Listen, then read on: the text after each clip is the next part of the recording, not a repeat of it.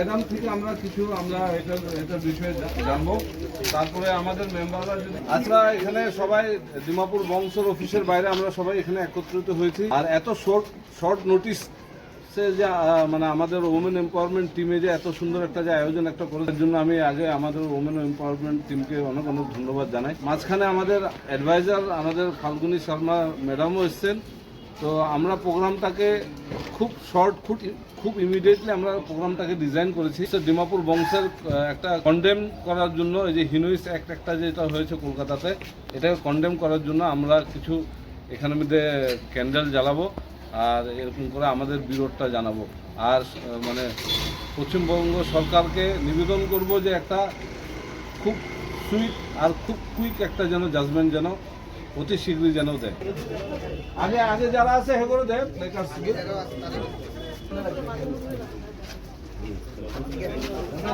আচ্ছা,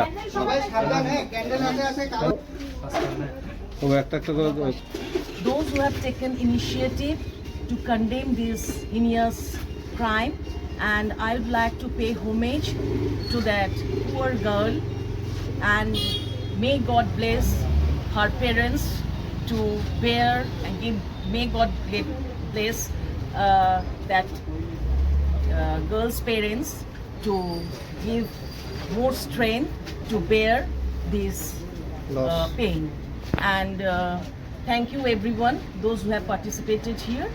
আর আমি আজকে এখানে সবাইকে ধন্যবাদ জানাচ্ছি যে সবাই এখানে একত্রিত হয়েছেন এই ঘৃণ্য এবং বর্বরচিত যে হত্যাকাণ্ড হয়েছে একজন ডাক্তারের সঙ্গে, সেই জন্য আমি সকলকে ধন্যবাদ যে আপনারা আজকে সমবেত হয়েছেন এবং আমরা একসঙ্গে মিলে যে আমরা এই বর্বরচিত ঘটনার জন্য প্রতিবাদ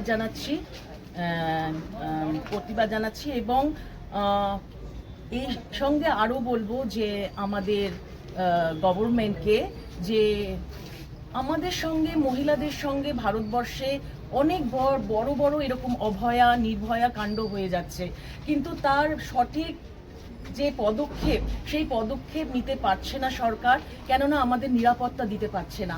আমরা মহিলারা যারা পুরুষের সঙ্গে কাঁধে কাঁধ মিলিয়ে সব সমাজের সর্বক্ষেত্রে আমরা পুরুষের সঙ্গে কাঁধে কাঁধ মিলিয়ে এগিয়ে চলেছি, সেটা শিক্ষা ক্ষেত্রে হোক, স্বাস্থ্যক্ষেত্র হোক এবং খেলার জগতেও হোক। তো আমরা কোনো অংশে পুরুষের থেকে কম নয়, কিন্তু একটা ক্ষেত্রে আমরা পিছিয়ে গেছি শারীরিক দিক থেকে। পুরুষ যেখানে সবল,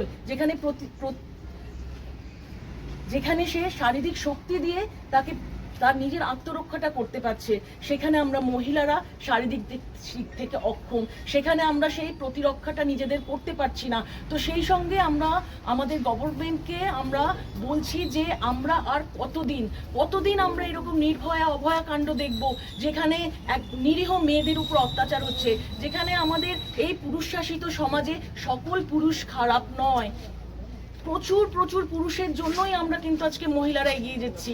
বাড়িতে যখন বাবা থাকে তখন সেই বাবা মেয়েটির সাথ দিচ্ছে, কেননা সে তাকে পুত্র সমান মনে করে সমাজে এগিয়ে যাবার জন্য।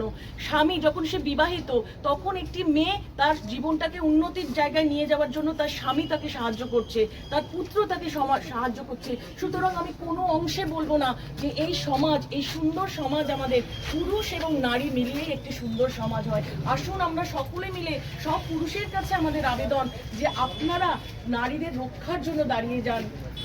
আজকে সৈনিকেরা আজকে আমাদের দেশ পাহারা দিচ্ছে, আমাদের দেশকে রক্ষা করছে, কেন? পররাষ্ট্র থেকে।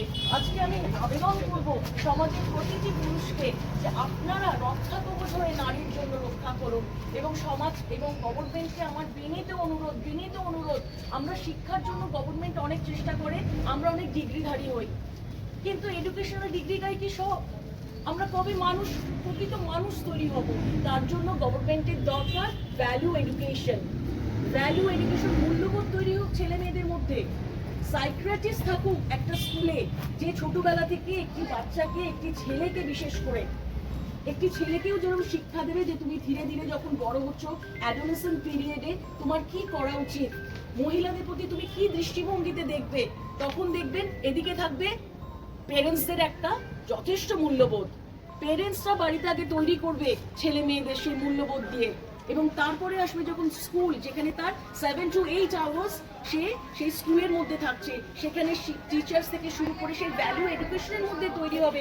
আমরা ডিগ্রিধারী হলে চলবে না, ডিগ্রিধারী হওয়ার পরে আমরা প্রকৃত মানুষ হচ্ছি না। এই যে এরকম বর্বরচিত কাণ্ড, ধিক্কারজনক কাণ্ড। আজকে মেয়েটি কত শিক্ষিত ছিল, একটি প্রাণ নষ্ট হয়ে গেল। একজন ভালো ডাক্তার সে তৈরি হয়েছিল সমাজকে রক্ষা করার জন্য, মানুষকে বিপদের হাত থেকে রক্ষা করার জন্য। কিন্তু আমাদের সমাজ আজকে আমরা কি করলাম, তাকে মৃত্যুর মুখে ঠেলে দিলাম।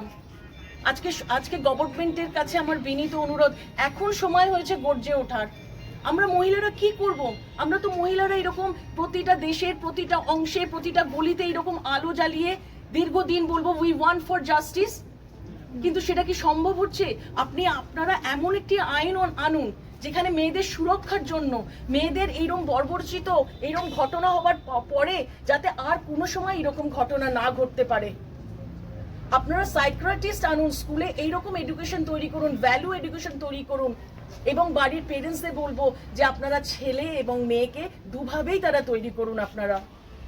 সুতরাং আজ ডিমাপুরের একটি এনজিও, বাঙালি সংগঠন, তাদের এই ইনিশিয়েটিভ যে তারা নিয়েছে, নিঃশব্দে প্রতিবাদের ভাষা যে তারা জানিয়েছে একটি মোমবাতির মধ্যে দিয়ে, আসুন আমরা 1 মিনিট মৌনব্রত অবলম্বন করি।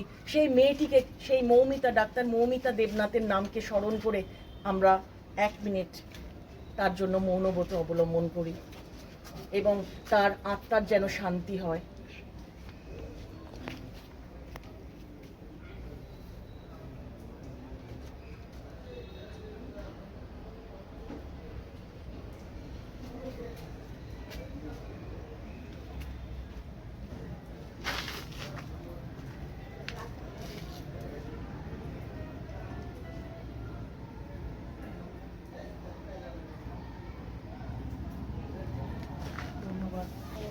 আর আমি শুধু ঠাকুরের কাছে এতটুকুই প্রার্থনা করব যে আর যেন কোনোদিনও এরকম যেন কোনো ঘটনা যেন পুরো বিশ্বতে না হয়।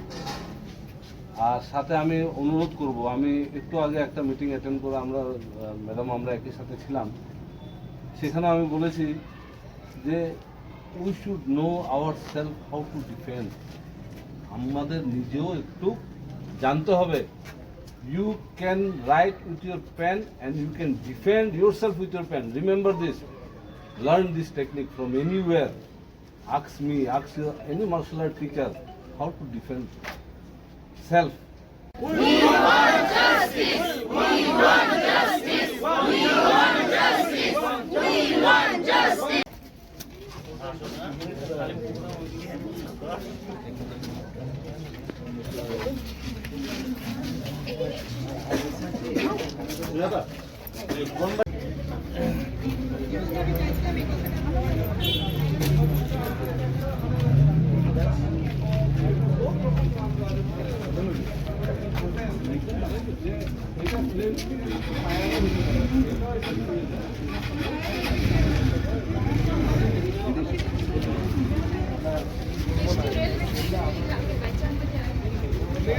Can